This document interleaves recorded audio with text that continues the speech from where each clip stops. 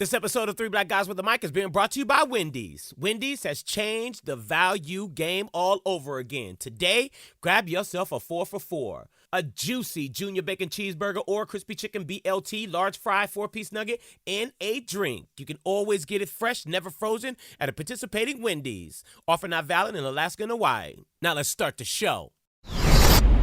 First of all, let me tell you something. Lamont is just full of Sometimes my mama said, you know, when you don't have nothing nice to say, you should be quiet. People say that Stephen A. is a coon. You agree with that?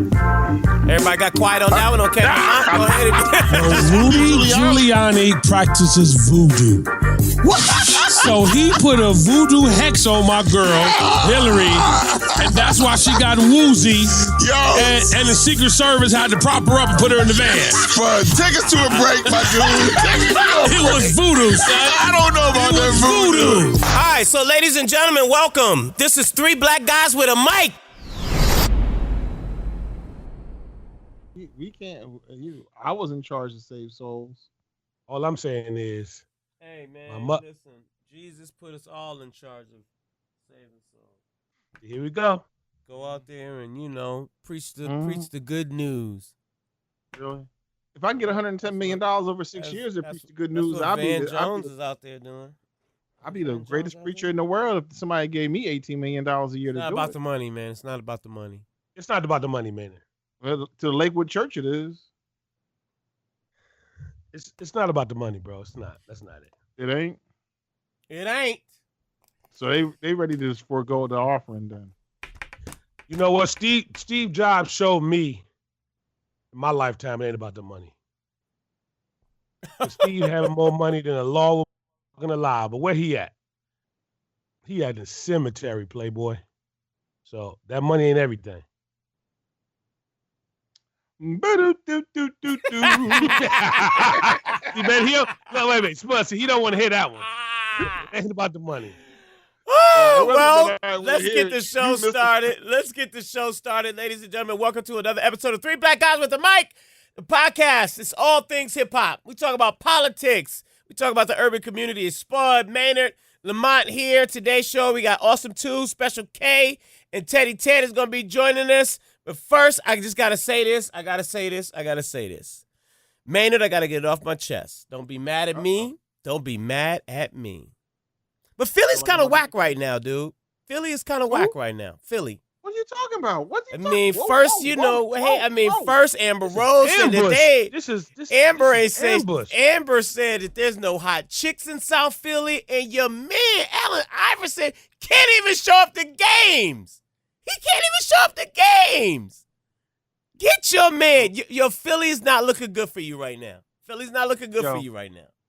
Let me tell you something, man. First of all, Amber Rose, what is she talking about? There ain't no hot chicks in Philly. Philly is full of beautiful women. South Philly is full of beautiful. And this is the thing I really want to address this. I think, her mother was Dutch, her dad was African or some kind of black African person or what have you. I'm not sure what his full heritage was.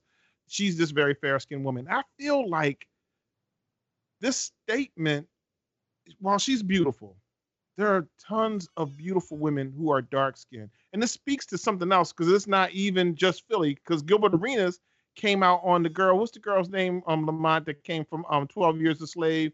Napita. You know girl with the soap. Nupita Nyong'o. He came out and said, she's from Philly? Ain't no way in the world that... No. Oh. I'm saying what he said about dark. So I'm tying the idea that for some reason we still believe, or some people still believe, that fair-skinned black women are better or more attractive or prettier or have greater value than a dark-skinned black woman. That young lady, Napito, I can't pronounce her name. Nyong'o is beautiful. And there are tons of beautiful black women. I think you kind of just hit me with the Republican, pivot real quick. Let's go back to Philly, because Philly is we talk about Philly right now. Let's stay on Philly right now. And let's talk about Allen Iverson. Her state. That's just Allen Iverson being Allen Iverson. Allen Iverson will tell you straight. We talking about practice? You talking about a 3-on-3 game? This is a 3-on-3 game. Ain't no daggone finals and no 3-on-3. Why he messing up Ice Cube money right now, Lamont? Why he messing up Ice Cube money right now? I mean, here's what I was gonna say, because Maynard, you kind of was like Adrian Broner right there. You know what I'm saying? You kind of was in the corner a little bit. You didn't really Lamont, come out. Lamont, your mic too loud, man. Your mic too loud. I'm just saying Lamont, your mic don't sound good right now. Your mic don't sound. I'm just saying, listen, man. I'm saying adjust your levels, man. Adjust your levels. I got my. I'm adjusting right now. But here's the deal, Playboy. I've been trying to tell you for about 6, 7, maybe 10 podcasts now that the white man's ice is colder. What does that got to do with Allen Iverson in Philly? What's he talking about, I keep trying to. No, wait a minute. Let's stay on Amber, bro. Like you just said it. Gilbert believes, a lot of other people believe that white man's ice and his refrigerator is colder. Allegedly, the fair skin is supposed to look better. We know that that's not the case. But I keep trying to tell you, when I'm over there, I'm going to get, or some people think that you got to get that white man's ice, Playboy. And all we can say about Allen is, listen, man, he still got some money coming from Reebok. He over at the Reebok office is trying to get that check because they didn't give it all to him at one time back in the day because they knew he was going to mess it up. So I saw a dude sitting outside the Reebok offices just waiting for them to open up so he can pick up his check, man. That's where he was at. Lamont see everybody, don't he? Lamont see everybody, don't he, man? He saw Joe Budden sitting at the side of the building. Right. No, that was real. In the middle of the day. No, that was real. The good Dr. Ben going up on the 8th floor. Son. Yo, where's Ben at, man? Where's Ben Carson at? I saw Martin Luther King in 1962. He was walking down the street. I come around the corner. Going around the corner. Down in the He chest. said, oops, I thought you was somebody else. But he was smoking a cigarette. He was. Martin was smoking a cigarette. Whoa. Gosh, Slow man. down. All right, let's get to the Trumpster. Let's get to the Trumpster. Police force. Police, Donald Trump calls for the police to not be so nice when handling thugs. He said, when you see these thugs being thrown into the back of the paddy wagon, just see them thrown in rough. I said, please, don't be so nice. Don't be so nice is what the Trumpster's saying. Lamont, are you offended by this, or are you okay with him not being so nice to killers and thugs and what was the gang? M313? Actually, it was MS-13. It was MS-13. Yeah. MS-13. I mean, what else can Donald do, man? And I believe like Donald could he could be in the White House and just be pissing on the front lawn and we wouldn't be surprised, bro. So it's like, I mean, what do you say about Donald Trump, bro? I mean, he can't keep people on the staff. I mean, it's so much going on with Donald, bro. Like, I'm not surprised, but I think a lot of police chiefs around the country have said this, like, yo, don't buy into what Donald Trump is saying because a lot of municipalities is definitely going to be, with a lot of lawsuits going on. A lot of insurances are going to, going to take a hit because a lot of payouts going to have to go up, if they follow what Donald Trump is doing. So, or what he's suggesting. You know what I'm saying? Is it probably still going to happen or does it happen? Absolutely. But at the same time, your commander-in-chief giving that kind of energy, hey, man, he's a clown, man. So what do you expect? He's talking about, but he is talking about gangs. He's talking about killers. I mean, don't we want for the commander-in-chief to have a, I guess, no-holds-barred attitude about the killers and gang members in the country? Listen, man, Michelle told y'all, they go low, we go high. We still got to go with that. Barack in his day, when B-Rock did his run, don't get it twisted. B-Rock was a murderer. B-Rock got it popping. Yo, hey, slow down. down. I'm just saying. Slow down, sir. When B-Rock said, yo, I need them drones over there, drop them, let's get it popping. Boom, bam, boom. I need this 7th Fleet over there. Drop a couple of them bombs over there. That's what he did, but he did it with a level of decorum. So it's like, it's the way that he did it. You know what I'm saying? And when that type of energy is necessary, B-Rock was like, yo, we're going to take it there. But Donald, a.k.a. Donald Duck, a.k.a., Trumpster. 45, he just, Trumpster. The Trumpster, yo, Donald just out here, man. He's it's a sad state, bro. That's I all just you can want to say. say that Sad. today's word is decorum. That's today's word, ladies and gentlemen. When you go to work, today's word is decorum. Maynard, Yo, are you offended? Are you offended by it or yes, I am. In fact, I am, and I'll tell you why. Because you said, first of all, let's start with what you said. That when you're handling these killers and these murderers and these gang members, and these thugs, et cetera, let's start with this basic premise. No matter where you were born, our Constitution holds that step one, all men are created equal. Step two, there's another piece to this, which is you're innocent until proven guilty. And I know that doesn't always seem to play out, but just because you handle just because you believe somebody's a murderer or a thug, some kind of hardcore gangster of some sort, doesn't mean that you're right. Doesn't mean that you're accurate. We know that too many times, black men in America in the past few years have been treated like they were the most dangerous things on the face of the planet, and they were unarmed. And they were just trying to get to work, or just trying to get home, or just trying to buy some Skittles and a iced tea. And I know George Zimmerman wasn't a cop, but because somebody decided that they needed to treat them a certain kind of way, once you take the gloves off and you say you don't have to look at this person, you don't have to see them as a human being anymore, then that gives you the license to do what the police officers in New York City once did when they violated that man. What was his name? Abdul Louima, if I'm pronouncing it correctly. Yeah, you're right, Louima. right. And they violated him and put nightsticks in his rectum.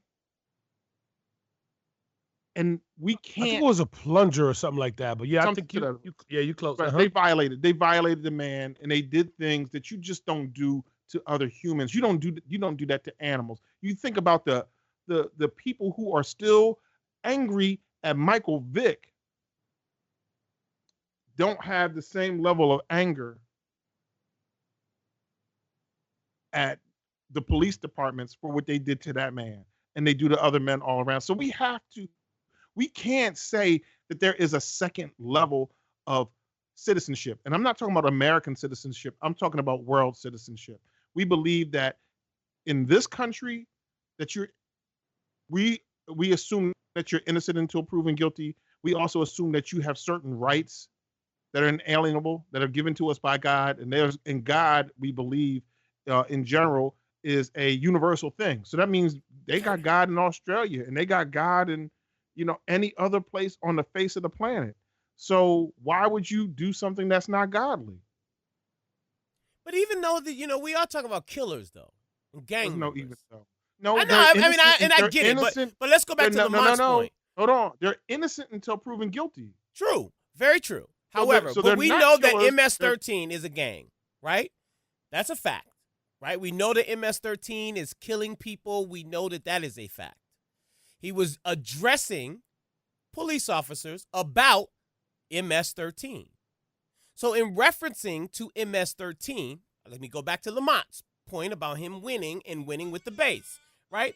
If the base is saying, yes, Donald Trump, we love it when you talk like that. Even though the police did come back and, I guess rebuttal his comments or, distance themselves from the comments. But the base is probably saying, yes, we're talking about killers and gang members.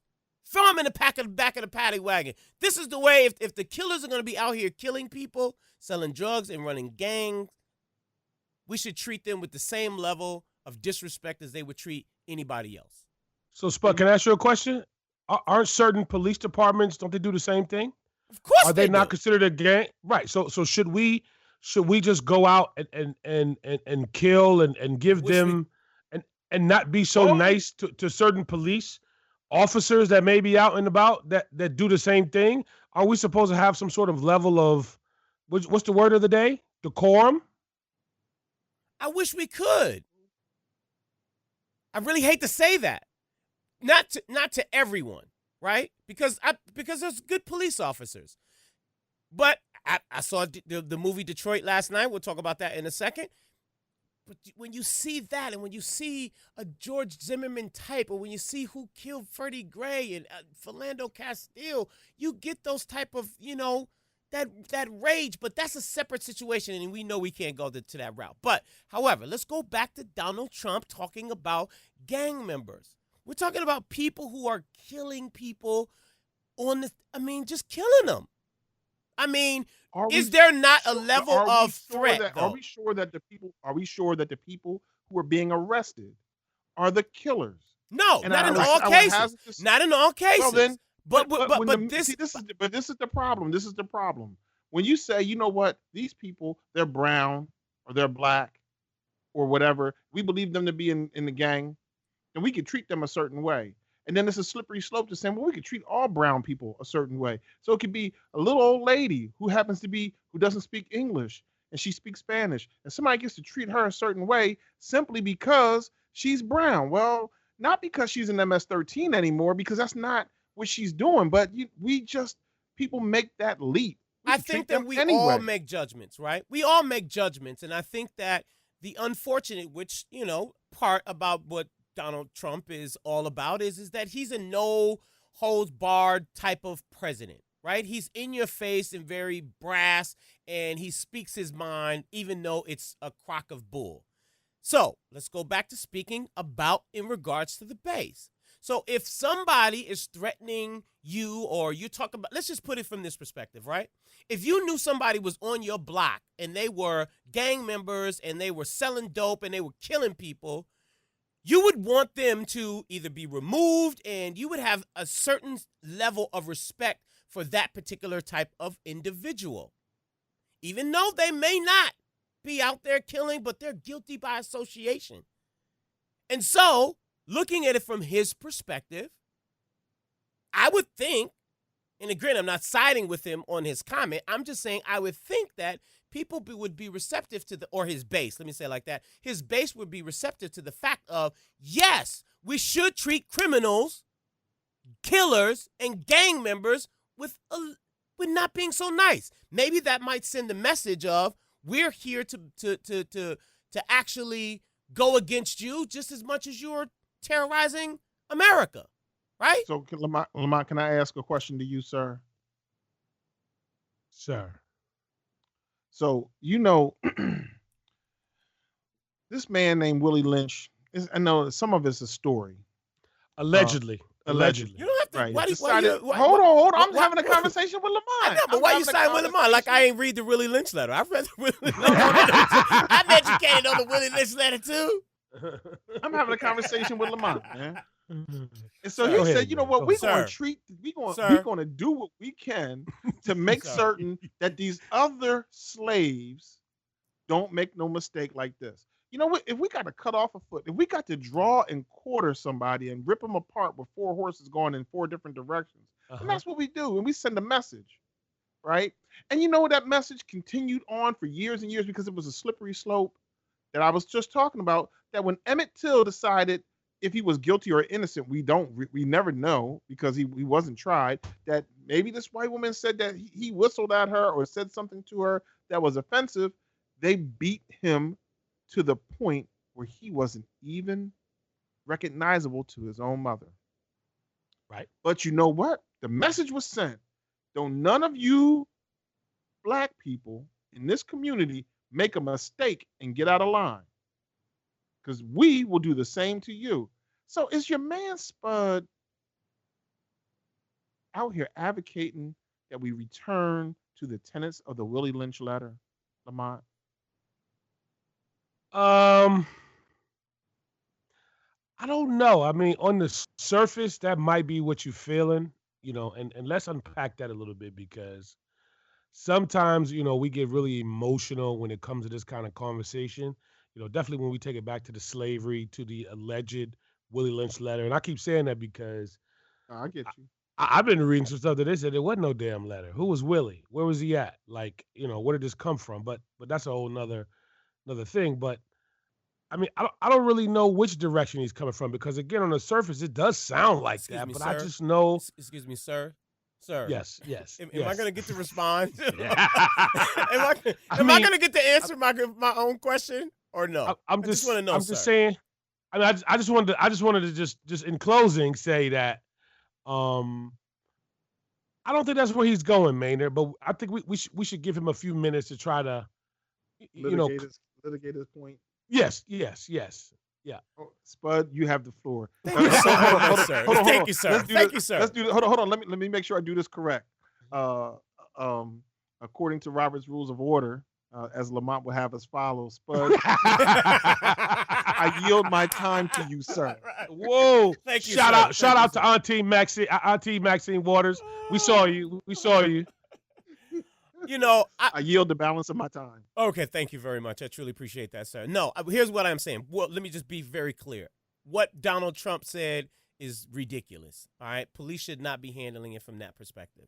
However, in the context of what he was talking about, we are talking about gangs. Now, what you did was you referenced slaves and African Americans, right?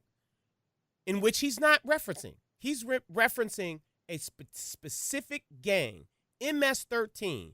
That was the context of the conversation.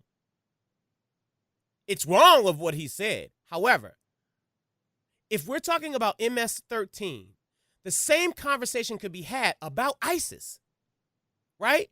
In regards to the fact of these people are beheading folks. These people have no remorse for Americans.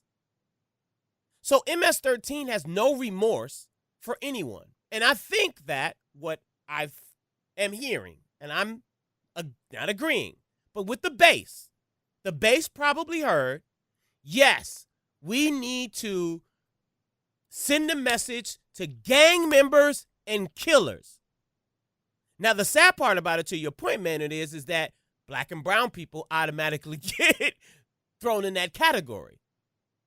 We just are guilty by association, however, unfortunately. But the conversation was about MS-13. And should we be talking to MS-13 in a way that says we are coming for you? And listen, police officers, when you see MS-13 gang members and the killers, don't be so nice. Show them that you're the boss and that you're not going to come So shouldn't we just talk about gangs? Shouldn't we just say we're going to do this with gangs? Why necessarily MS-13? Let's do this with all gangs. If we're going to say that we have a problem with crime, does the crime matter if an MS-13 member does it or a Klan member does it? But you know what, man? But you know, man, let me just say this. And to give you a little bit, and I'm pretty sure you read the story, but the reason why Donald Duck was on Staten Island and the reason why it was an MS-13 conversation is because there were two young girls maybe a few months ago, I think, where there was an incident where they were, actually murdered by those gang members. If I remember reading the news, watching the news and reading it in the paper. So I almost feel like it also wasn't as authentic as it should have been because he was there about grabbing a headline, about attaching himself to those people in that area on a very emotional, thing that actually happened. So again, I'm still questioning, the real validity. Is it really about MS-13 or was it just about something that, as we all know about Donald, is that he watches the news, definitely the New York news, or, and he was just said he was going to jump on that headline to probably detract from the other foolishness that he has going on. You know what I mean? So I just don't know if it was really about that. Anyway, let's leave it there. Let's get to, the mooch. The mooch is on the loose, ladies and gentlemen. General Kelly is in and Scaramucci is out already 10 days. He has been in office and now he's already out of there. General Kelly is coming in with the vengeance. So some people are saying that, it was General Kelly who basically said this guy is not cool, unpresidential. He's not fit for the, administration. He got to get out. So, and Scaramucci basically said, I'm going to give, General Kelly a clean slate. Maynard, let me ask you, General Kelly is in. Everyone says that General Kelly is the man. He's no nonsense. Is he going to be able to rein in Donald Trump and the Trump administration from being a White House circus? Is he going to be able to get this under control? Let me start by saying this. For Scaramucci, grand opening, grand closing.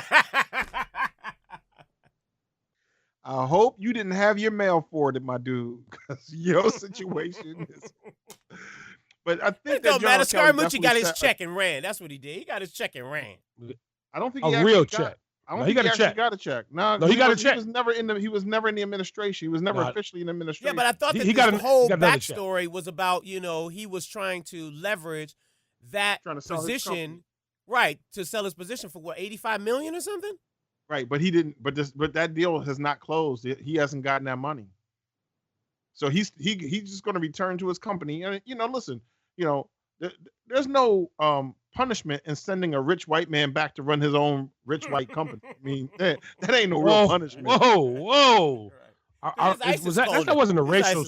Yeah, that wasn't a racial slur, was it, Maynard? No, he's a rich white man. Okay, cool. I just want to double check. Make sure he's Italian, though. Isn't he Italian? Now, is that a white man? Is it Italian? Is that a white? Do we consider him a white man? I think they consider themselves white. Scaramucci. Why was that funny? Yo, man. But anyways, listen, go ahead. I think that Kelly is coming with a vengeance, and he's going to do what he's going to do now. I don't think that he's going to have the longevity of trying to control Donald Trump, and make Trump not be Trump. If he can't be in the bedroom at 2 a.m. when Donald Trump picks up his phone and starts sending out tweets, then I don't know if he's going to have. I think he can, and instantly shock the system and make Donald Trump say, okay, I'm ready to play by those rules. But I think ultimately Donald Trump is who he is, and you can't teach an old dog new tricks. Okay. Can't teach an old dog new tricks. With Lamont silence, I'm going to take that as he's not going to respond. Well, I disagree with that. I think you can teach an old dog new tricks. Depends on the dog. Exactly. But when you got a dog from Queens, that really, like, just certain basic stuff, bro. Like when you see Donald get off Air Force One and he leaves Melania like on the top step and he's getting ready to get into the car, bro. It's like, come on, dog. Like, well, she ain't holding his hand. She ain't holding his hand. So she's like, listen, if you ain't gonna hold my hand, lady, look, I'm just gonna leave you up here. I'm out this piece if you ain't gonna give me no action in this front of this press. You already know that the media don't like me. You better give me some action in front of this press. If not, you gonna be sitting there. I'm just like Donald, like he's just. But and something that you said earlier, that's the scariest thing in the world to me, Spud, is you keep talking about his base, because again, there's still a group of people that really believe. I was listening to Sean Hannity on the radio in the car earlier, and it's just they spin game is heavy, man. And I think there's still a certain amount of people that they're glad the mooch is gone. The general's in, and he's gonna come save the day. And use a dog analogy, but I'll just say, and come on, man, you can help me with this. You can put you can put a dress and some lipstick on a pig, but it's still a pig, right? Still a pig. Hey, man. So, hey, man, it is what it is, man. So, it's just a pig. Yeah. Before we go, Maynard, why in the world can the health care not get passed? I mean, what is the real issue on why this thing cannot get passed? Because they only paper thugs. They only studio thugs. You know what I'm saying? They out here, because remember this. So this is what happened with the healthcare bill this most recent time. But let me back up real quick. So they voted 50-some times to repeal it under Barack Obama, knowing that Barack Obama was going to veto their repeal, right? So now they got a chance to. Now they didn't have no problem voting to repeal it 50-some times. Now you got a president that's going to go ahead and do it. He ain't going to veto it. Just pass it. Go ahead and pass it. And they saying, whoa, hold on now. We were doing that because we were some studio thugs. We could talk a whole lot of mess. We could talk about the gats in our raps, all we want. But they ain't really going to show up like that. So they're afraid to do it. So what happened with this most recent one is they were trying to they even wanted to put a poison pill in the bill. The Senate was saying, listen, we're going to go ahead and pass this, but we pass it under the condition that it goes back to the House and then the House kills it, because we don't want to be the ones that'll really take people's health care away from them, including Tommy Lauren, who hates Obamacare but is receiving Obamacare because she's 24 and remains on her parents' insurance. That's a whole other story. Tommy Lauren, we see you pulling one out of the Rev's bag. So they want to have the benefit of saying, I voted against it when they go home and talk to their constituents without it actually hurting anyone. They want to be able to talk about it, but not really be about it. All right, let's go to a break. When we come back, Special K, Teddy Ted, Awesome 2 will join us. We'll be right back right here. It's Three Black Guys with a Mic. Yes, people, we want you to be a part of the show. We want you to get in on the conversation. So do us a favor. Go to facebook.com/3blackguyswithamic and let us know what you think about this episode. Get in on the conversation. Let us know what you think about Donald Trump. Let us know what you think about the healthcare bill and our interview that's coming up with Teddy Ted and Special K from Austin 2. We want to know. We want your feedback. Get in. We follow back and we text back. We want you to be a part of this conversation just as much as we are. So go to facebook.com/3blackguyswithamic. Let us know what you think about this podcast, as well as get in on the conversation. That's facebook.com/3blackguyswithamic. Welcome back to Three Black Guys with the Mic. On the joining the podcast with this is Awesome 2, Teddy Ted, Special K. Hip hop royalty right here is with us. What's happening? How y'all brothers doing? Man, thank you so very much for joining us, man. We truly appreciate it. We truly appreciate the contribution that you've given to, hip hop. And, we want to just kind of just dive into, hip hop and, a little bit of the history of hip hop and also talk about today's hip hop and the mumble rap of what's going on, if you can. For people who are not familiar, I don't know who could not be, give them a little brief history of Awesome 2. Yeah, the child, I know good. All the time in the wow. world. Started on WHBI, New York City, 1982. That's right. Started before that, but to the public, that was the precipice. WHBI playing hip hop music in 1982 when nobody else in the country was even thinking about hip hop. Most people didn't know what it was. We would come on the radio on a Wednesday at 4 a.m. That's right. And built an audience from there.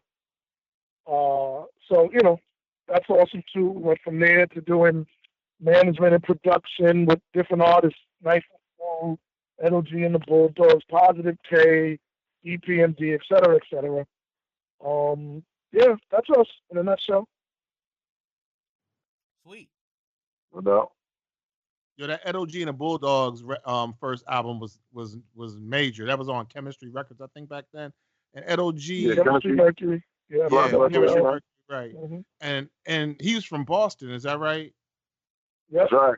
Right. And I being like a hardcore hip hop fan, I was like, well, Boston ain't. I mean, they known for New Edition. Where's this dude is nice, and he was nice. So, I didn't know then that was who y'all were. That y'all have been involved with that.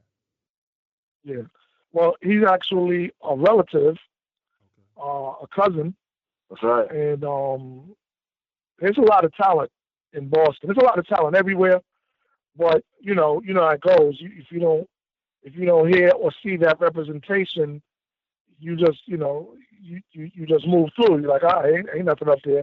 But there's obviously a lot of talent, and he had some music that was incredible, and we had the opportunity to be able to bring them to the people, to the masses.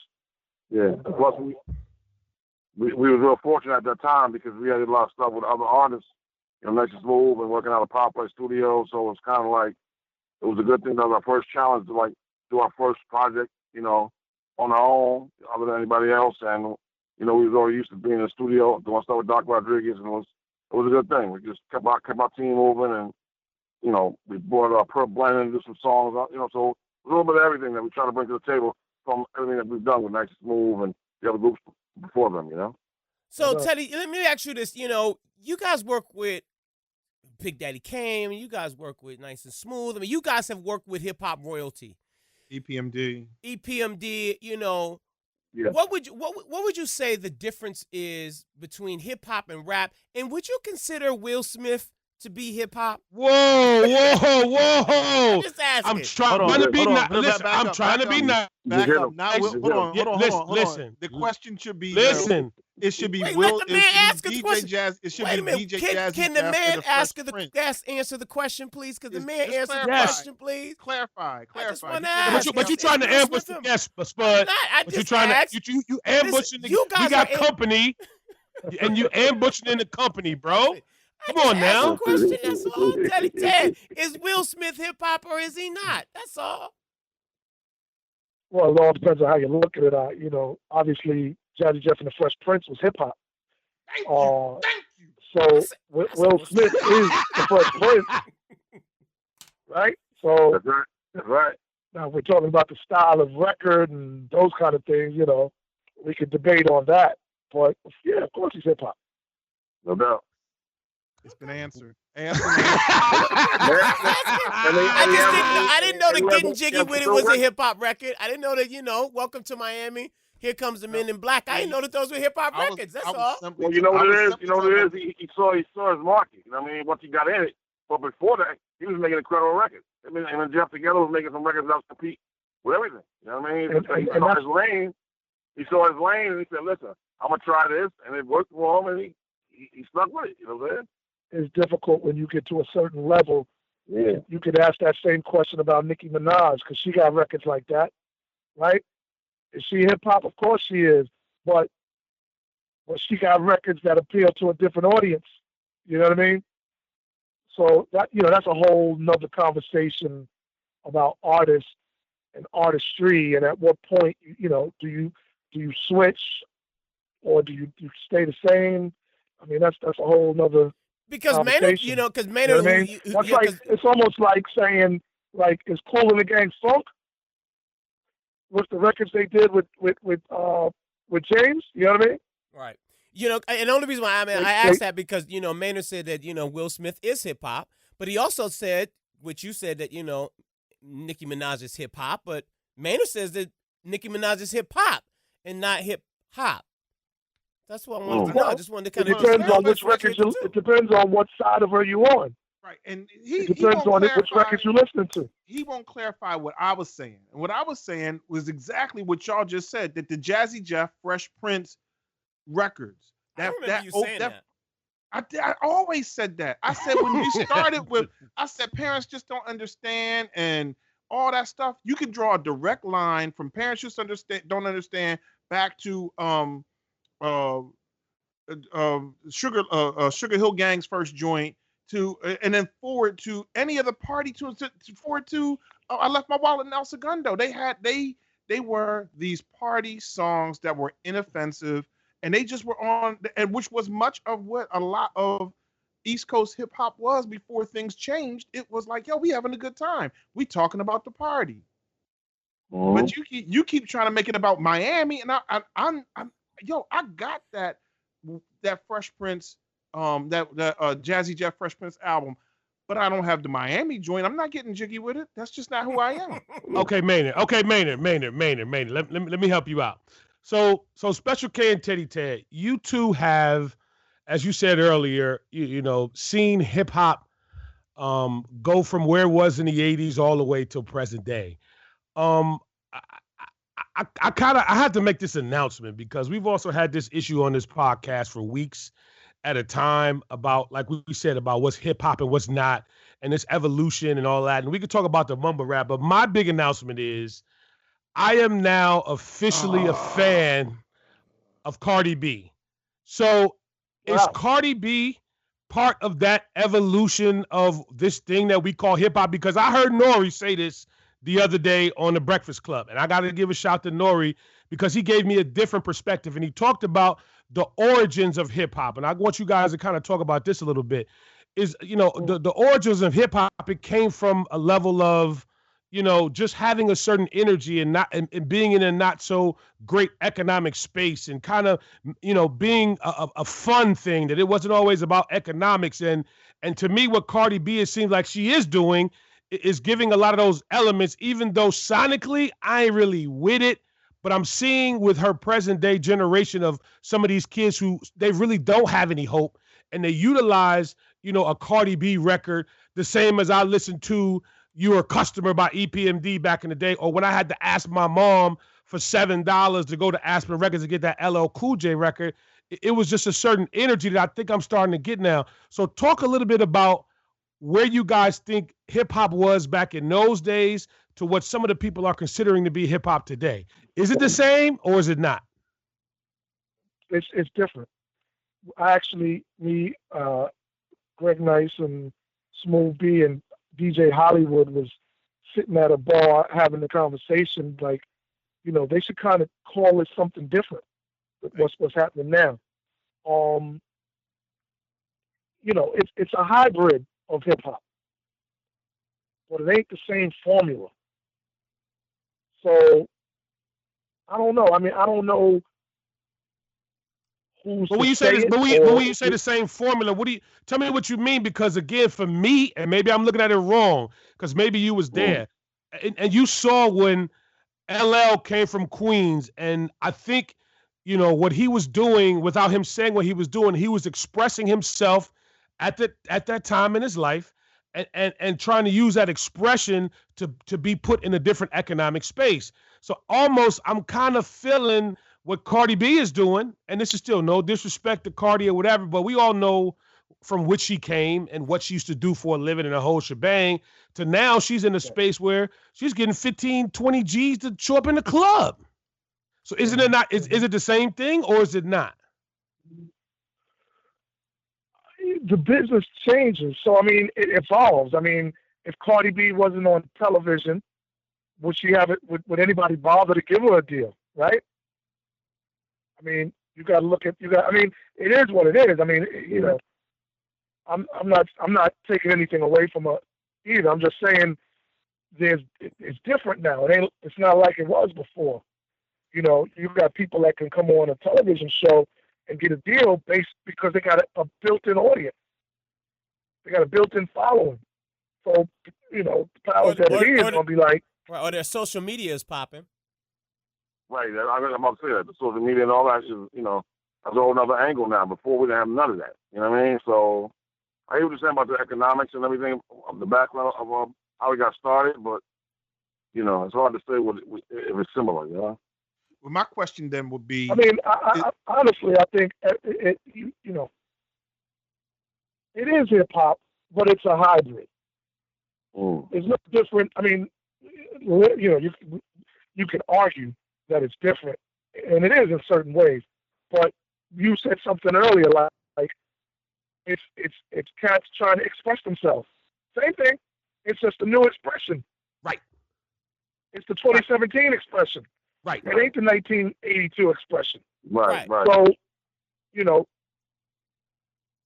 I mean, it's just not for us anymore, right? I mean, it's just kind of like what you just said. It's not for us. Just like LL Cool J and Kool Herc and Run DMC. That was us. It wasn't for my grandmother. It wasn't for my mom, but it was for me. Right. And now, Cardi B is for my son. And the next generation. It's just not for us. It doesn't mean that it's not. It's not hip. Doesn't mean it's not viable. It's obviously viable and moving. We just understand it from a different perspective because we was there at the inception. You know what I mean? So we have a different light on it. Right. So what I think was different to some extent on the formula is some things that I always argue about, and these guys always criticize me for being from 1982 hip hop or whatever.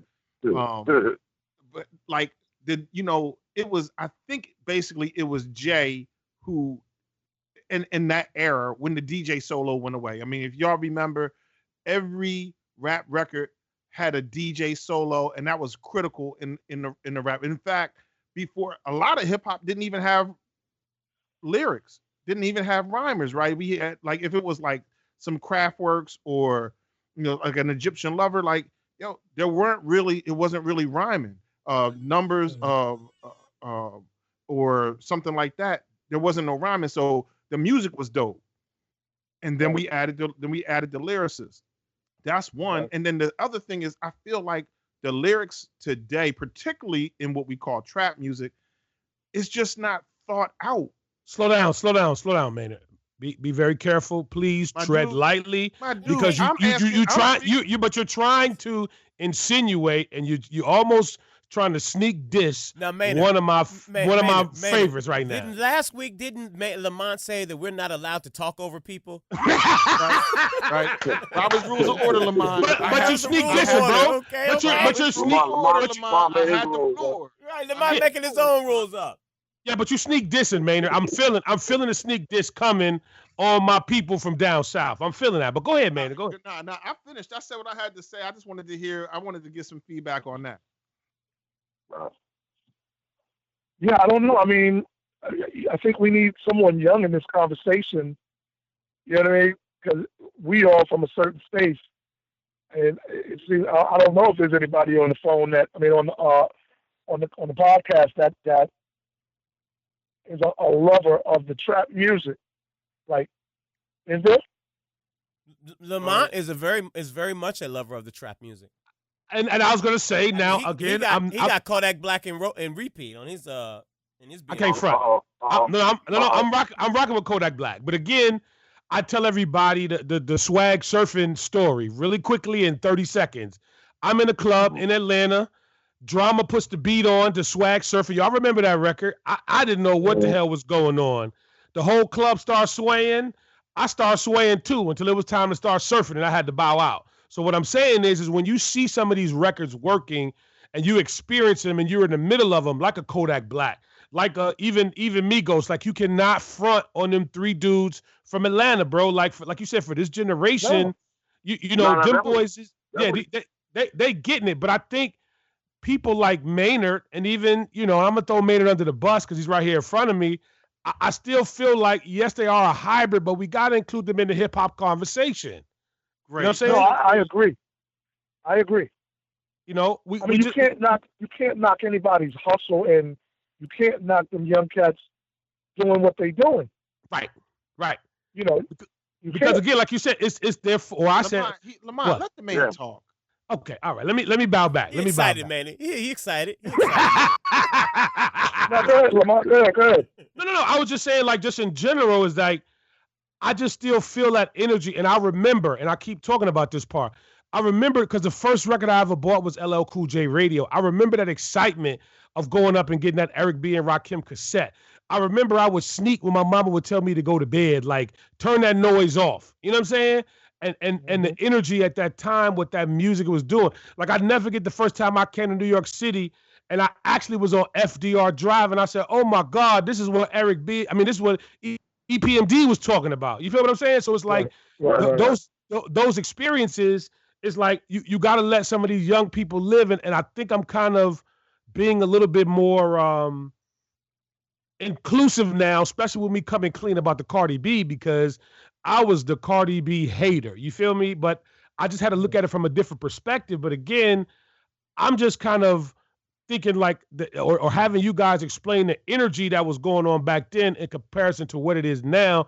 And yes, it's a different time, but I still feel like the energy is almost the same because, again, these kids, this is their outlet, bro. With them looking at, we talk about this with Amber Rose, and shout out to Amber, no diss or no whatever. But if I was to see my mama on a social media site or Instagram, hold up, let's be clear. Use your words wisely, man. I'm using them. Getting reckless. I know, but listen, it has to be trauma to that little kid to see his mama on Instagram dropping it like it's hot and showing her vagina. Can we say vagina this week? Yes, that's fine. Right. Let me play devil's advocate. Talk to me. Because I'm just playing devil's advocate for conversations piece, but everybody mama on that Instagram, not necessarily like that, but half naked. No, am I right? Indeed. Look at all of them. I mean, go to Instagram right now and just scroll, and you're gonna see a lot. Am I right? Yes. I hope my mama ain't on Instagram. Well, I ain't talking about old mamas. I'm talking about young mamas. Yes. Right. I'm talking about young mamas. Yeah. I ain't talking about 40 and over. even though I see some on there too. Right. I'm talking that 25 to 35, they on there. Yes. So some of that trauma is going to come through the music. And what I'm saying is, and I just said this the other day, when Grandmaster Flash and the Furious 5 made that record called The Message, and you listen to the trauma that's in that music, it was a different kind of trauma. The trauma was like, people pissing out the window, just everything that they were talking about in that record. It still was trauma, but it was different, bro. And I just feel like even the same thing, like I said, we could talk about, Nice and Smooth. This is one of my favorites. Come on, y'all, help me. When they was talking about the white horse, which I had to learn later on was about the cocaine or the heroin or whatever. It still was trauma. Right. But it was a different delivery of trauma in those records, and it was just presented differently. And it just, for us, it felt better. It was cool, but now when you see the trauma, it's a little different because my mama's showing her vagina on Instagram. Oh, you know what I'm saying? Damn. Yeah. No, it's different. Can I get into a little bit of the radio history, because I'm a radio, I have a radio background, and I love radio, and you guys grew up in the era of Frankie Crocker and BLS and Kiss and so forth and so on. What was the competitive landscape in regards to hip hop from WHBI to Kiss to Red Alert to Chuck Chill Out to Marley Marl? I mean, what was the competitive landscape back then? Were you guys the only ones playing Eric B and Rakim and Roxanne Shante and Roxanne and LL Cool J records? Or was, I know Frankie Crocker, I know BLS wasn't playing any hip hop back then, but, what was the competitive landscape back then? Well, I mean, yeah. Let me just start with, we were always the underdogs because we weren't on a 5-star channel. We weren't on Kiss. We weren't on BLS. Those were the good channels. We was on the fuzzy channel that you had to keep turning the knob to get it come in clear. Right. Right. Get the antenna right to even hear it. You got to get the hanger. Right. That's number one. Yeah, you need the hanger. Yeah. And number two, we always came on late. So we was, our players was Chuck and Red, and Marley, and we always came on after them. So for our competitiveness was, we gonna play what they not playing. So if there was an LL record, they would be playing the single, we'd be playing the B-side. Right. Most of the time. Yeah. Because why listen to them for 3 hours and then turn us on, hear the same records? Right. So, we always had to try to come up with more creative ways to maintain a listenership after, I don't know if it was 3 hours or 4 hours. I think they came on at 9. So it was 3 hours. It was 3 hours. 3 hours. So we came on midnight, and so we just had to be more creative. Mm-hmm. So, but the competition was great because we're all friends. Mm-hmm. So we would all try to get that hot joint first. Right. And that seemed to rotate. Some months Red would have the hotness. Some months Chuck would have it. Some months Marley would have it. Some months we would have it. And talk about the relationship between you guys and the actual artist. Like I read an article a while back on you guys in regards to, Eric B, asked you to play Eric B for president. I mean, you guys had a direct relationship with the artist, and what was the creative control? I mean, because those big boys, Kiss, BLS, they had program directors, so it wasn't as easy, for them to actually get a record and actually play it. I mean, I don't know, but I mean, it seemed like you guys had a direct response, or a direct connection to the actual artist that was coming up at that, in those days. Well, with us, we was in the right place at the right time. I mean, we actually started spinning in Latin Quarter, and that's when we spun Eric B and Rakim's record. They would bring the record to us. You know what I mean? Like certain artists that we have relationships with would bring their tapes to us. You know what I mean? Or bring their DAC to us or whatever. And we would always try to catch that edge, because we noticed that as time went on, everybody be like, "Oh, I heard it first with them. I heard it first with them," and that kind of, spirited out there to the people that they knew that they can come and start our show and be waiting for that next new joint. Yeah, we was approachable. We wasn't, if it was dope, we was gonna play it. If it wasn't dope, we might not play it. But we were pretty approachable, and like Kay said, we started we started hip hop at the Latin Quarter, because we would come on so late on the radio that we would be walking around Manhattan waiting for a bus to come home. So we would go to this club at the Latin Quarter, and they were doing like Weddle music or something, and we asked the owners, could we get your worst night? Let us do something, which was a Tuesday. And we started a thing called Celebrity Tuesdays, and everybody would come through, and it got so big that they started doing the weekends, and they brought in Red, and the rest is history on the Latin Quarter. Right. But we was always in the spots. Before Latin Quarters, we was at the Roxy, we was at the Funhouse, we was at the Disco Fever. Yeah. We was everywhere. Yeah. And we had to be. Yeah, you really did. Correct but me that's if how I'm we wrong. met so many. I'm sorry, and correct me if I'm wrong on this in regards to, Awesome 2. I feel, and again, I could be wrong. I feel like there is not enough presence, from Special K and Teddy Ted. When I look at, I saw Stretch and Bobbito's, documentary. When I look at the, Hip Hop Evolution, I saw, you guys talked about, DJ Hollywood earlier. And, I saw a conversation with Russell Simmons where he was talking about DJ Hollywood. And, if there's ever a Russell Simmons movie that, DJ Hollywood needs to be in the movie, and there actually needs to be a DJ Hollywood movie.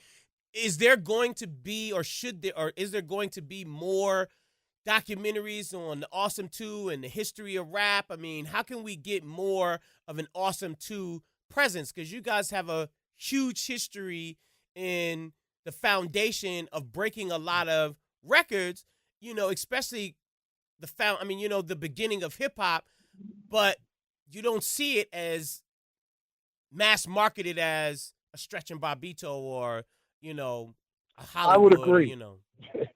I think we agree, gentlemen, and we just want to get the rights to actually produce that documentary. Let's put that out there. Maynard, hold on, Maynard. Rob, we got to do what we got to do out here. Well, you know what the problem is? I think a lot of times we don't really write books. We don't do that many. When I say we, I mean the people who actually created the music or was a part of the music and the culture. You know what I mean? Right. It's always someone else coming and saying, "Let me do this," but they weren't there. They're coming after the fact, and we all, not just Awesome 2, but other people, we got to take the reins for ourselves.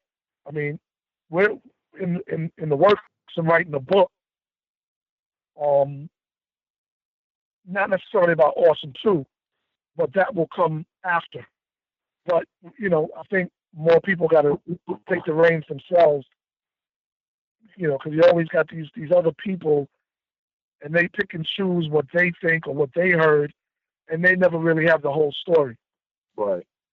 I wanna try to touch on a couple of quick things, and one is who broke Tila Rock's "It's Yours" in '84. Did y'all have that first? I mean, that's family, or did that hit the radio first? Because that was a massive record.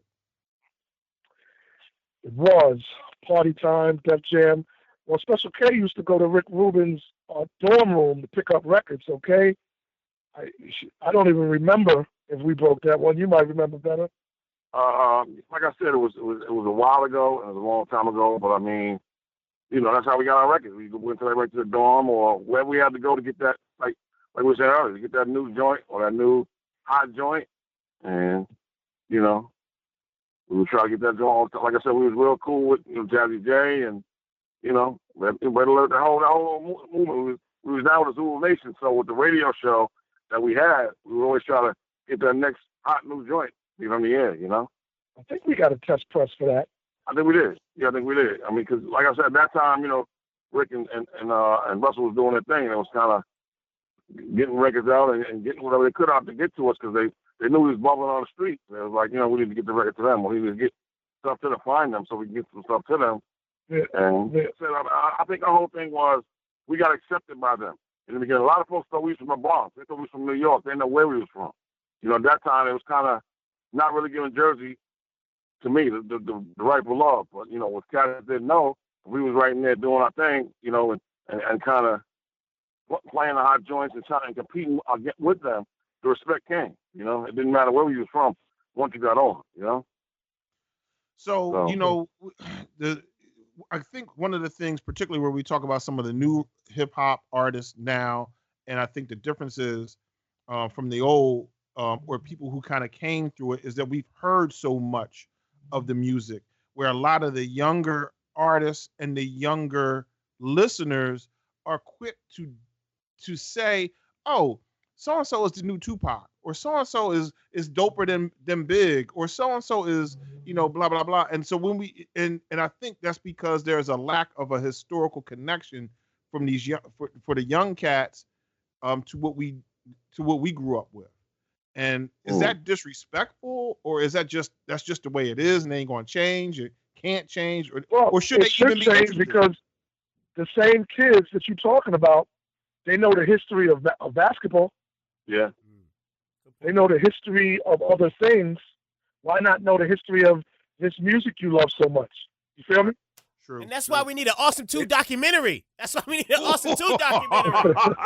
That leads us to the next big question. So wait, Maynard, before you give it to him, let's set this up right.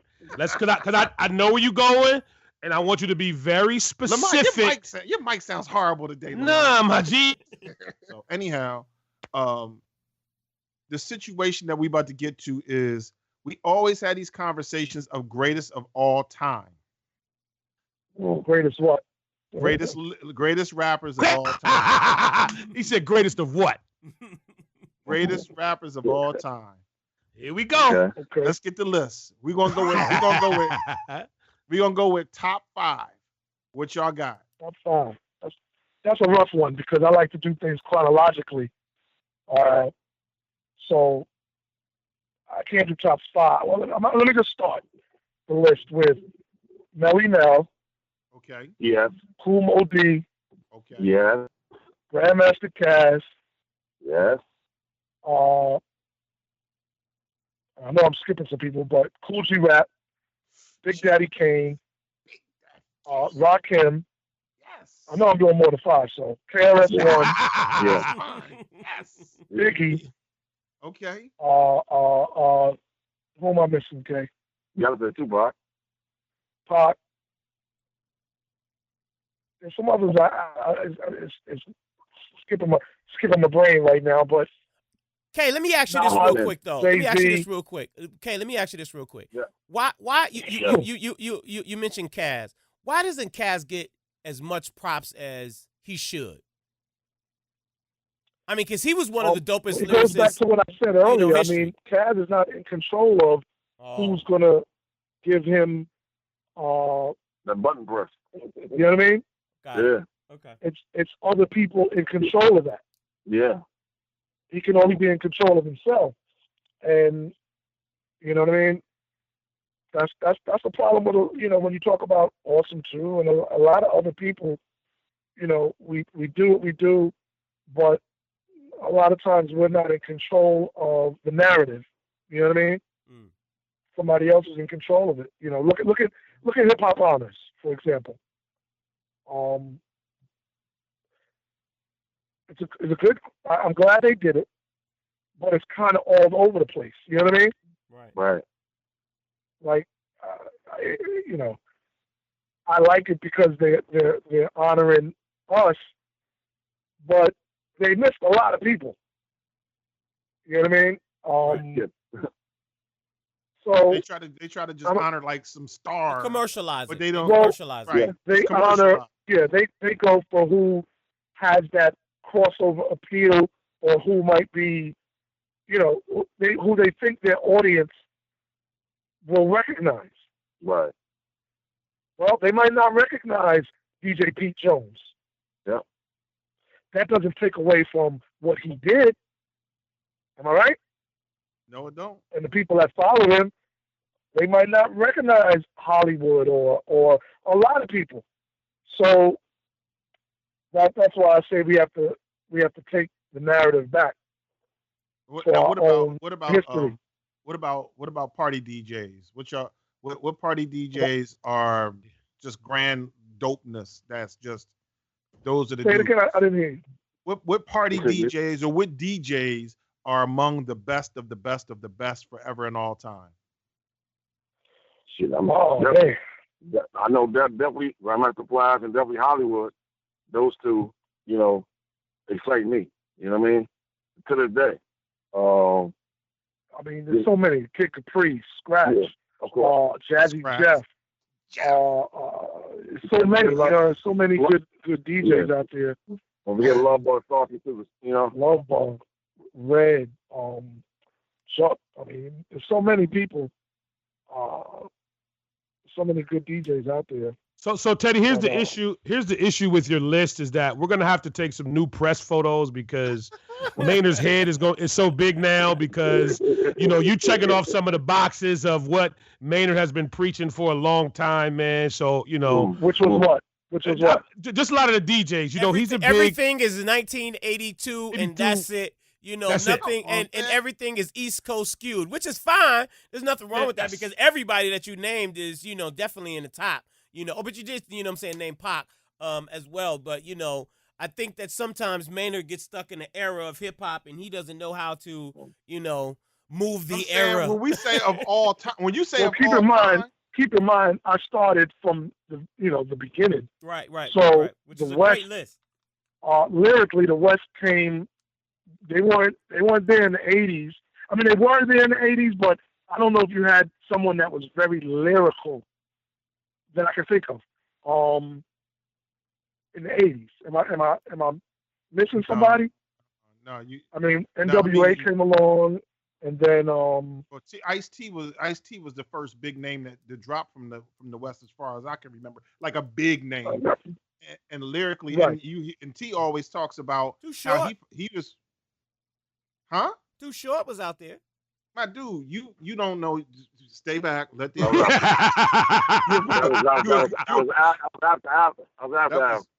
That was a long time later. But so Ice-T always basically shouts out PSK, that PSK record, Schoolie D, and Just Ice as his influence. But I didn't feel like that. I felt like the 6 a.m. was dope. But I didn't feel like it was lyrically what we were hearing on the East Coast just yet. Maynard. Well, I don't think Ice would even put himself in the category of great rappers. Ice would say, "I'm a hustler." Right. You know what I mean? Right. And so when you ask me the question, I'm thinking of wordsmiths and lyricists. You know what I mean? Right. So. Taking a record that's already made with the help of mixed board using a crossfade, that's dopeness. Gotcha. Yeah, so Special K and Teddy Ted. First, I just want to say, man, we really, really, really appreciate you brothers taking your time and blessing us and the people that listen to this podcast. Not only in the inside of the United States, but also around the world, man. And give us some information. Like if somebody wanted to book you guys or do a party, are you heavily on social media? Like, where can people find you or get in touch with you? All right, I'm going to give you a couple things. Our website is theawesome2.com. But we're on Instagram. I'm the Ooh Child, TheOOHCHILD, like the record Ooh Child. Okay. Okay, what's your Instagram? I mean, basically, I just tell cats hit this Google us. Special K and Teddy Ted, Google everything, and you got the Twitter, you got the Instagram, you got everything. That was easy. Real easy. Yeah, man, real easy, man. Real easy. Yeah, No doubt. Yo, this is an amazing conversation. Really easy. It's true. We easy to find. Yeah, man. We here. Gentlemen, we truly appreciate it, man. We truly appreciate this conversation and the honor, to talk about, hip hop, and we hope to see more of, Teddy Ted, Special K. You guys there's a story out there that you guys need to tell.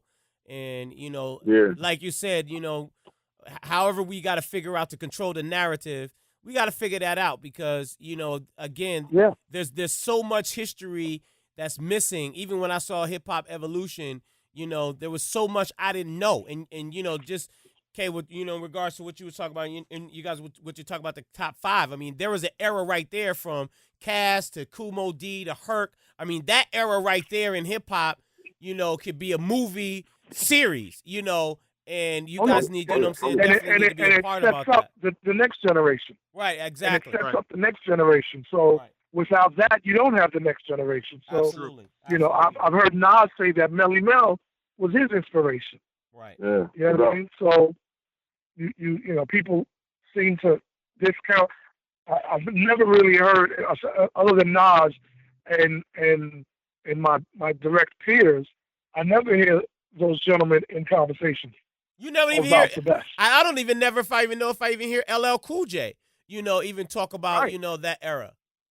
Who's one of the greatest of all time. When you talking about wordsmithing, I mean, it's true. Before L came out, a lot of hip hop was rudimentary in lyric style. L was one of the first cats to really expand the vocabulary to craziness.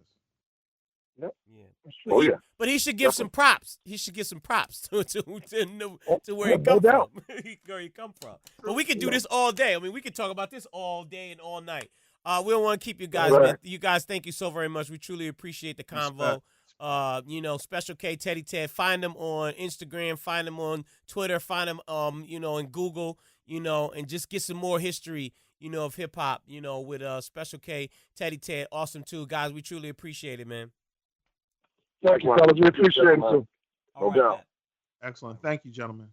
All right, fellas. Keep rocking. All right, man. See y'all later. Yes, people. We want you to be a part of the show. We want you to get in on the conversation. So do us a favor. Go to facebook.com/3blackguyswithamic and let us know what you think about this episode. Get in on the conversation. Let us know what you think about Donald Trump. Let us know what you think about the healthcare bill and our interview that's coming up with Teddy Ted and Special K from Austin 2. We want to know. We want your feedback. Get in. We follow back and we text back. We want you to be a part of this conversation just as much as we are. So go to facebook.com/3blackguyswithamic. Let us know what you think about this podcast, as well as get in on the conversation. That's facebook.com/3blackguyswithamic. Thank you so very much to Teddy Ted and Special K, Awesome 2. Make sure you Google them and get the information. Awesome 2, theawesome2.com. Go to their website, check them out. Welcome back to 3 Black Guys with the Mic. We got to keep it moving. We got to talk about Colin Kaepernick.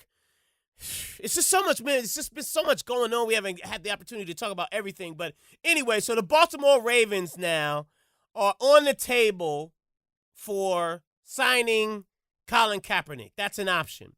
But the owner of the Baltimore Ravens came out and says, we need some prayer to sign Colin Kaepernick. Maynard, why do they need prayer? I mean, let me just ask. They don't need prayer to sign this man. You already know his stats. You already know what he can do. Does Colin Kaepernick need to cut his hair? That's what Mike Vick said. He needs to clean it up a little bit. He needs to play the corporate football game, and then he can get signed. Does he need to cut his hair, and the signing on the dotting line needs to go? Or does he need to continue to be a revolutionary?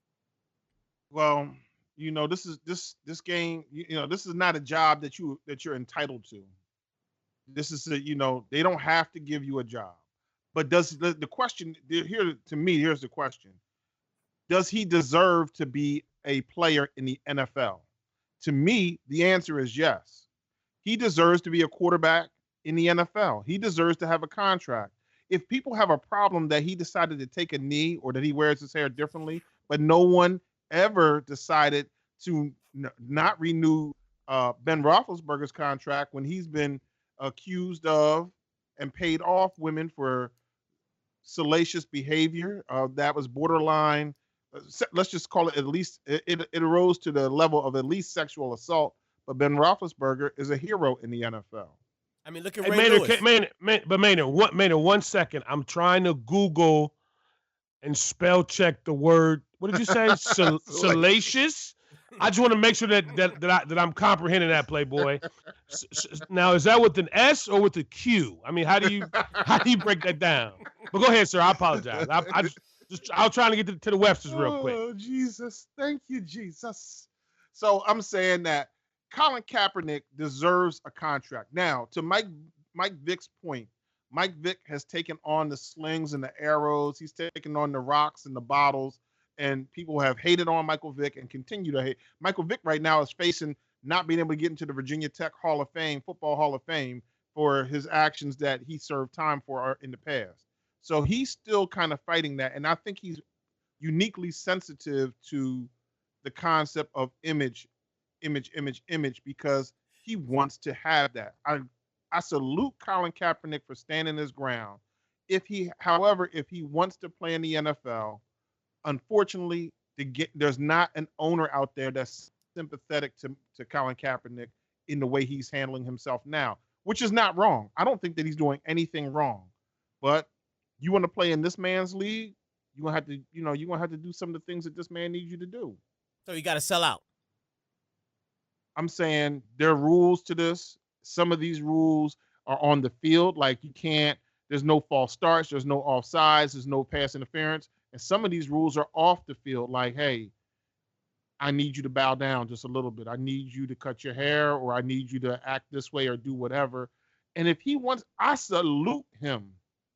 If he wants to continue to stand his ground and go in the direction he's going in, I support that. I absolutely support that. If he wants to play in the NFL, and some of the criticisms that he's taken on are suggestions that he do things a little bit differently, if he wants to play in the NFL, he's going to have to make some changes. Yeah, but is he being singled out, though? Yes, he is. It's not fair. Hold on, it's not fair. This is racism. I ain't trying to get it twisted. This is racism, but it's their game. They own it. They own this. They don't have to let you in. You're not required to get in. They say we bring on who we want to bring on. That's why they got. Going back to whatever that boy's name is, Michael Vick's point in regards to the hair, I don't understand how he's telling him to cut his hair. Like, that has nothing to do with football, right? I mean, Richard Sherman's hair is in dreads. I mean, Marshawn Lynch got, I think Marshawn Lynch got dreadlocks as well. I mean, people in the NFL, they wear their hair all kind of ways. Because Colin Kaepernick has an afro, should have nothing to do with him throwing the football down the field. It doesn't, and he shouldn't have to. He shouldn't have. And I'm not saying that Michael Vick is right about the hair. I'm not necessarily saying it's the hair. The hair is a metaphor for these folks need you to be a good Negro. They want to exercise control over you. Now, if you want the money that they got, and you want to be an NFL quarterback, you want to shot at the Super Bowl, you're going to have to probably mess around. Now that you're on the outside, you want to get back in, there's a cost to get back in. And that cost may be cutting your hair or whatever that they're asking him to do. I don't know if cutting the hair is the answer. Shuck and jive. You got to play the game, basically. He's going to have to play the game. It's not fair. It's racism. But if that's what you want, you're going to have to get in there and do what they ask you. Well, Lamont, this is where you come in. I mean, I'm so deflated, tired, just even talking about this, man, because we talk about Michael Vick, but I don't know if you saw the shenanigans, the shuffling, blackface Negro known as Ray Lewis. Oh. I was like, I almost was getting ready. Blackface? Listen, man, he had the black shoe polish. You know, the kind you give like from Walgreens for like, you bought shoe polish lately, bro? It was like $5 for a thing of shoe polish. Ray Lewis said, I got the money. I need 3 of these little cans. You remember the little cans your granddad used to make you shine your shoes? The Kiwi can. There we go. Shout out to Kiwi. So Ray Lewis went to the Walgreens before he went to Fox Sports this morning, and he got the 3 cans of Kiwi shoe polish, and he made sure that he got it all over his face. Because, and shout out to Shannon Sharp, man. Shannon, for I think about a good 3 to 4 to almost 5 months now has been standing up for Colin Kaepernick. You know what I mean? Saying about how, it's an atrocity to the league and blah, blah, blah, which he's right. He's on point, man. But it's like, I keep telling y'all, man, that, that white man's ice, AKA the NFL, if you want to get up in the house and get that kind of ice, bro, it's what you got to do. You know what I mean? And what I'm hoping for is I hope my man, I hope he got some money in the bank. You feel what I'm saying? Because they are in no hurry. Yeah. So, you know what? I don't know about his money situation, y'all. Remember that first contract was like, his first contract was under $1 million. Yeah, I don't know his finance because I hope he got some money because, again, like you just said, they're not letting him in. Those owners, the Ford family, the Kraft family, they set up and said, listen, we got us a runaway Negro here, and we not going to have this in our league. Because if he gets signed, I mean, what does he do? I mean, he would have to – his agent or the general manager of the Ravens, if they sign him, somebody's going to have to say, my man, I can't allow you to come here and take a knee. I just can't. If I give you all this money, to Maynard's point, both of you guys' point, you got to stand during the national anthem. I know you don't like it, but it's the national anthem. And it's our anthem. And it's what we do here. So okay, but I kind of need you to go along with the program, no different than you putting on pads. Okay, and listen to what you're saying, Maynard. Now, we celebrate Ray Lewis, right? Now, if I'm not mistaken, was it like a murder charge or something like that? Mm-hmm, found not guilty. Yeah, found not guilty. But he still was charged, even though he got off. So all the off the field shenanigans like murder or rape or robbery or all of those other kind of things, it's kind of okay. But you standing, you know what I mean, taking a knee and wearing an afro, nah, bro. And to me, what that shows is that's where the real power is taking a knee or wearing your hair a certain way. If that's something that petrifies those owners in the league so much, what does that really say? Because they don't. Yeah, what does that say? That's the exact same thing I've been saying about the Ben Roethlisberger thing, the sexual assaults, and there's multiple sexual assaults that he's been accused of. And let's keep it real. OJ did 9 years in prison for taking his own stuff because of something else. Right. That Ben Roethlisberger is out here, pulling a Trumpster, grabbing them by their vaginas. Right. Cooches. Right. Cooches. They're talking about a cooch. Hey. Whoa. I thought we was okay with vagina, man. Like, what happened? What happened? Why are you going all left, Spud? Right. I thought we were okay with vagina, bro. No. Wait, I thought cooch was okay. Robert's rules of order, sir. What? I thought cooch was okay. Didn't we just say that Melania's cooch was okay? No, we were going with vagina, bro. Oh, I'm sorry. I thought that you had to bring Melania into this. Didn't we just have a podcast 5-10 podcasts ago about Melania and her cooch? No, we've grown since then, sir. Oh, we have. I'm sorry. We've evolved. Much like Teddy Ted and Special K. There's been an evolution. In Three Black Guys. Straight R&B. All right, go ahead. I'm sorry. But yeah, man, we gotta recognize that there are different rules for different people, and he's gonna have to play ball if he wants to play ball. But I do think though there are going to be some teams out there that are going to say, "Oh, we got to go ahead." Colin Kaepernick is going to get a deal, I think. Cleveland got Brock Osweiler. It's August. It's August. It's August. I mean, preseason is in what, 3 weeks? Yeah. Houston needs a quarterback. Denver needs a quarterback. Cleveland needs a quarterback. All these places they desperately are in need of quarterbacks. I mean, think about it. Cleveland's paying Brock Osweiler like $16 million. He is a scrub. Everybody knows it. So Colin Kaepernick is a better option at $19 million. He's a significantly better option. Yeah, but Maynard, what kind of ice does the kid from Cleveland have at his house? None. He has no ice. They listen. When they pulled the deal from Houston to send him to Cleveland, he was always just part of a deal to move salary and package him to go away. He's Maynard, not. He ain't gonna ever get a start. What kind of ice does he have at his house, bro? What kind of refrigerator does he have? He probably got a Sub-Zero at the crib. Okay, cool. Just want to double check. And you know where I'm going, and you're just not going to take it there, so I'm going to let you have it. I'm going to let you have it. His ice is colder. It's all good. Exactly. It's cool. His ice is colder. I would have liked to see, Ray Lewis, Michael Vick, all stand up for Colin Kaepernick the same way Kareem Abdul-Jabbar and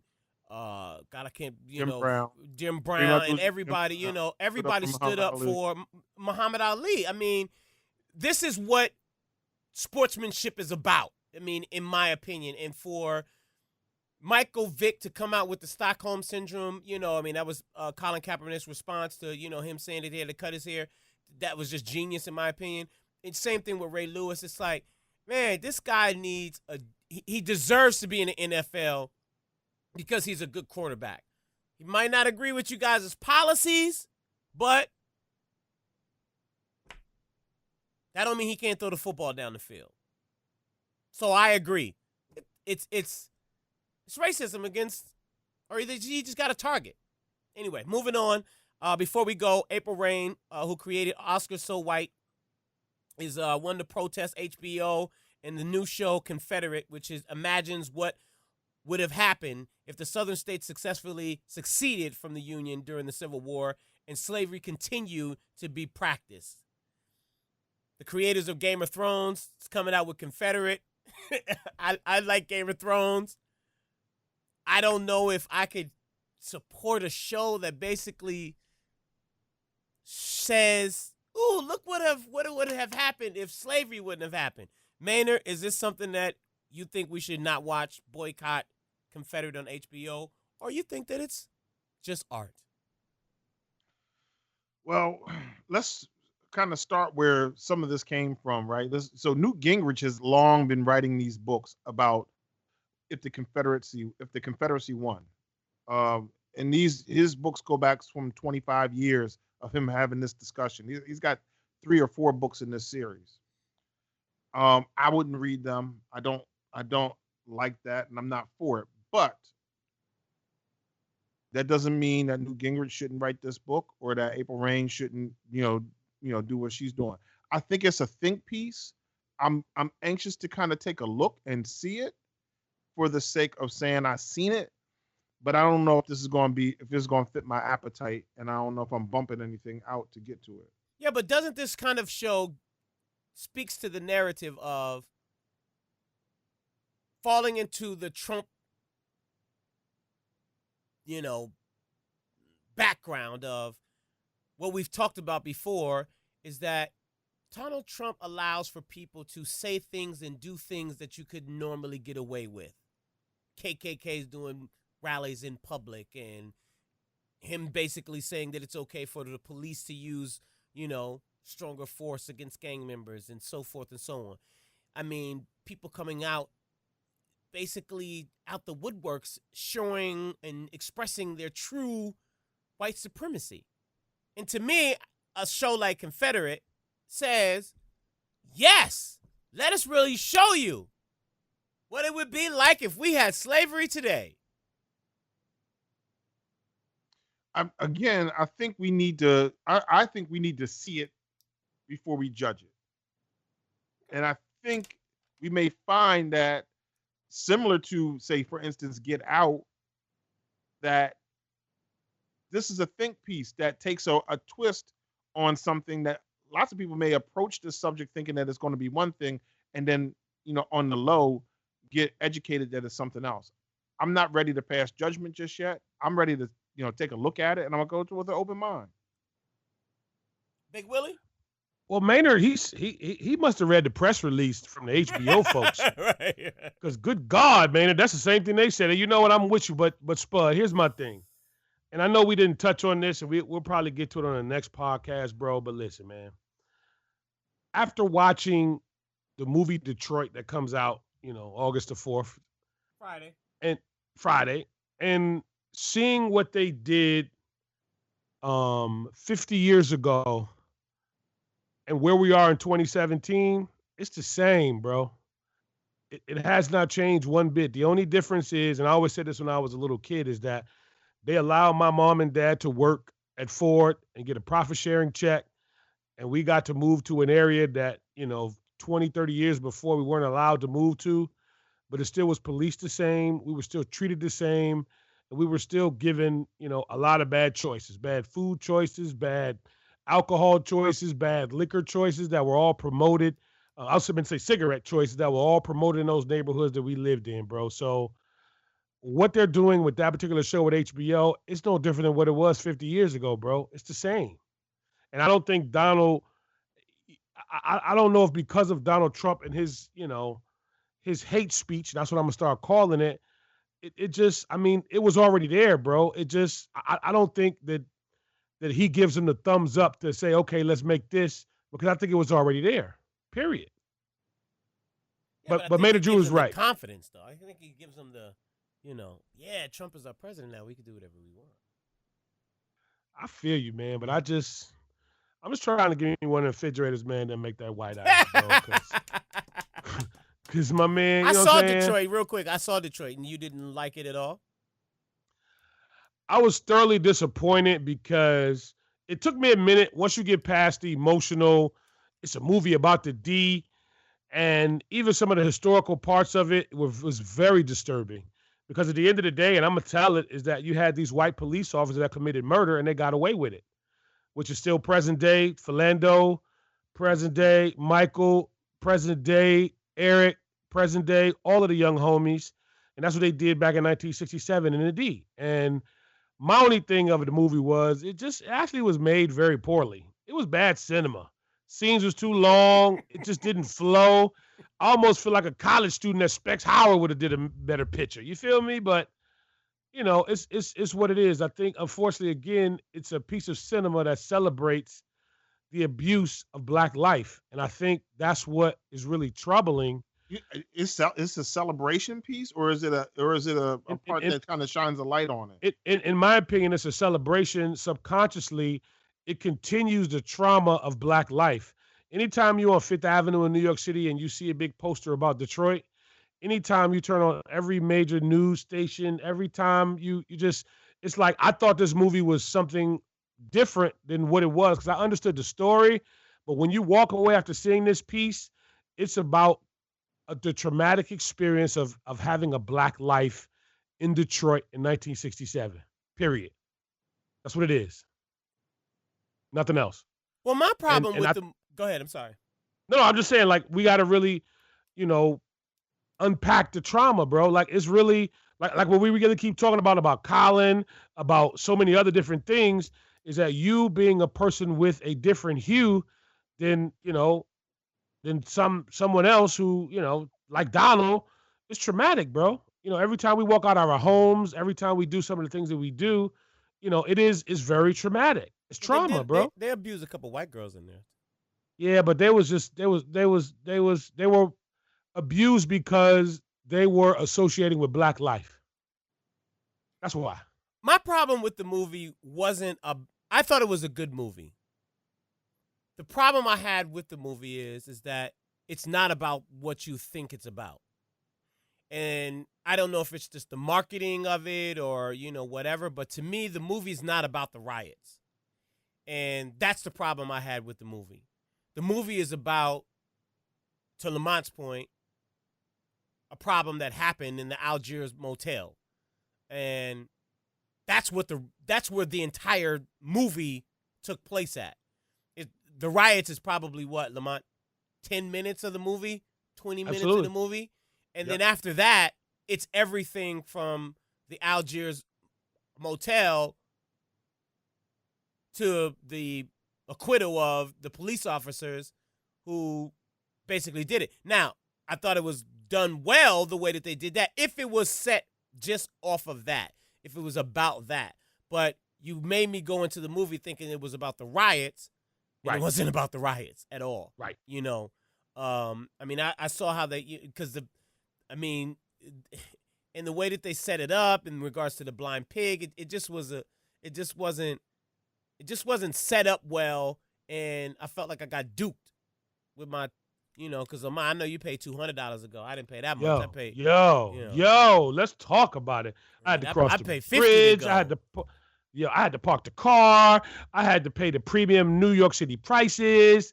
I had to get the popcorn, the nachos, the soda, Oh my God. And I just then wanted to I had say, to go to dinner. You know, and Hold I on, just want let to me say, answer. Hold on, before we go too far with that, y'all. What? I want to ask this question. So, in somewhere in this movie, a black man died, or multiple black people died, Multiple. right? Yes. And in the past, Lamont, you just shouted out for Lando and the brother Michael and Walter Scott, and you talking about you had to cross the bridge and buy the knife. Come on. So what are you saying? I'm confused. I'm saying y'all up here talking about first world privileged black folk problems. Hey man, listen. on, I just man. want to say to the movie theaters, I love y'all and I like going to the movies, but y'all price gouging out here in these streets. I just want to say that. Son. You know, I like the movie theaters that got the little bar in them. You know, but y'all price gouging out here, man. Anytime I'm paying $10 for a glass of wine, that's too much happening. All right? No. That's about no. Come on now, that's about right. For a glass of wine. A glass of $10 for a glass of Kendall Jackson. Of Kendall Jackson. A bottle of Kendall Jackson ain't but $13. All right. Gonna be $10 for a glass of Barefoot. $7.99 at Total Wine with the coupon. Right, exactly. Don't give me no $10 Barefoot. No. We out here talking about the struggle. We out here talking about trying to make sure we can keep healthcare. Y'all talking about wine and nachos and hey man, I just want to just say, come on, man. Listen, get back. We got to get Colin Kaepernick a job. Y'all ain't about the struggle. They ain't about these streets. Listen, man. Colin Kaepernick gave away $1 million last year, so he ain't about the struggle neither. So, not at all. He's good. Right. Ladies and gentlemen, it's that time of the week where somebody has said something very stupid and they got to choke on their words. It is now time for the Cactus of the Week. Maynard, who are you giving the cactus to? Well, there are lots of daggone competitors for the cactus. Lots of people in the past week and a half or so have been begging for cactuses. I got a couple of emails from people directly. Gilbert Arena sent me an email and said, please give me a cactus. I'm going to go ahead and say that black, dark-skinned women are ugly. Amber Rose hit me up on a text message and said, hey, they ain't no pretty girls in South Philly, Maynard. Let me have a cactus. Don Trump is always a cactus nominee. And let's just talk about the Boy Scouts and his discussion on MS-13 and treating suspects differently. But this week's cactus goes to a man who said, I'm not Steve Bannon. I'm not trying to suck my own bleep. Or that Rance Priebus is an effing paranoid, schizophrenic, and paranoiac. I'm talking about my man, Scaramucci. Scaramucci decided he wanted to become the White House communications director. And in an interview, he said, Rance Priebus is a effing paranoid, schizophrenic, paranoiac. And then he had the nerve to say, I thought that was off the record. If you want to be the White House communications director and you can't get the concept that there are on the record and off the record comments, dude, you're underqualified. If you want to be the White House communications director and you say, I'm not Steve Bannon, I'm not trying to suck my own blankety blank, you're not qualified. There's no diversity. Donald Trump has talked about the winning and how he's going to have the best of the best people. He knows the best. Mariucci is the best. Epic fail. For all of that, Mariucci or Scaramucci, I need you to choke on Steve Bannon's cactus. And that's what I got. I don't know if Scaramucci gets, I don't know if that's cactus worthy. When the person who's supposed to speak for the United States government as the communications director for the United States government, hold on, Spud. Listen, Robert's Rules of Order didn't give you the time yet. When you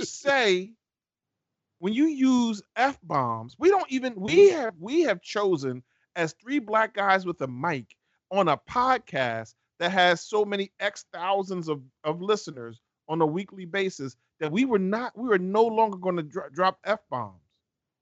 We have never used the C-O blank word that describes a male member or a male sexual organ, or said that somebody should suck on that male organ or whatever the case may be. Although I use cactus in a euphemistic fashion. But we don't represent the United States government. You can't be the communications But neither does the director. president. Neither does the president. I mean, I understand your point. Your point is that there is a certain level. When you stand behind that seal and it says the seal of the White House or the seal of the president of the United States, the White House, and you're the White House communications director, and you're talking about how good you are, man, this is not cactus worthy. This is not cactus worthy. Let me tell you why. I need you to get a new cactus. We gotta get a new cactus. I'm sorry. I don't think Robert's Rules of Order allows for you to enter a motion. We gotta get a new cactus. No one's qualified in that administration. Ivanka Trump is not qualified. Jared Kushner is not qualified. Sean Spicer wasn't qualified. He was the Easter Bunny, man. Sean Spicer was the White House Easter Bunny. Sean Spicer didn't say nothing crazy this week. Yeah, but he did before. He got cactuses before. I understand that, but I'm just saying, you are putting a level of expectation on the White House at this moment that has no level of expectation. What I'm saying to There's you, no level of expectation right now. Spud. The cactus, patent pending by Maynard Scales, the cactus is designed to give it to somebody who says something and speaks in a fashion that they deserve to choke on it. He has said some things that's cactus worthy. Okay. I'm just saying. Am I right, Lamont? I would have liked for you to give it to Ray Lewis. I would have liked that. Well, here's the deal. I'm still trying. I'm trying to look up in the dictionary how Steve Bannon was the Easter Bunny. Did he put on a costume? No, how did not that Steve work? Bannon. No, Sean Spicer. Oh, Sean. How was he the Easter Bunny? He worked. He was the under White House the Easter George Bunny. Bush. During George W. Bush's administration, he was the Easter Bunny. No, literally, he was Easter Bunny. He put on a costume, right? Yes. On Easter, yes, yeah. When they had the Easter egg hunt, he did that. Santa Claus is a lie. The Tooth Fairy is a lie. And the Easter Bunny is a lie. And I want to shout out to my mama because I found out today that my mama's listening to our podcast, The Three Black Guys and the Mic. And, you know, we going to have my mama on, man, because we still got to address this Easter Bunny, this Santa Claus, and this Tooth Fairy, bro. So what up, though, mama? We're going to talk about it later. Well, ladies and gentlemen, thank you so very much for tuning in to another episode of Three Black Guys with the Mic. We truly appreciate Special K and Teddy Ted, Awesome 2, for joining us. We'll get with you again next Tuesday for another episode of Three Black Guys with the Mic.